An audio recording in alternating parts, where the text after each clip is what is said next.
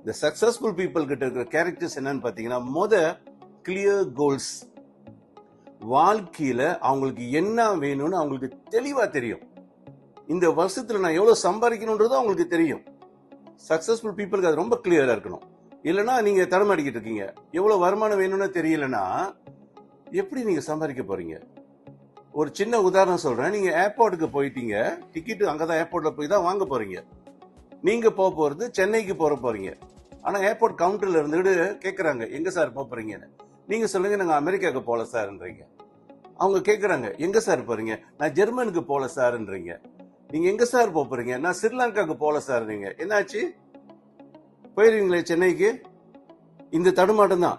Because no direction, we don't know where we are going. அந்த விஷயத்த சொல்ல முடியல.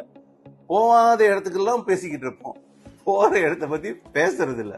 அதே மாதிரி கிளியர் கோல்ஸ் இல்லாம எப்படி நம்ம வெற்றி அடையிறது?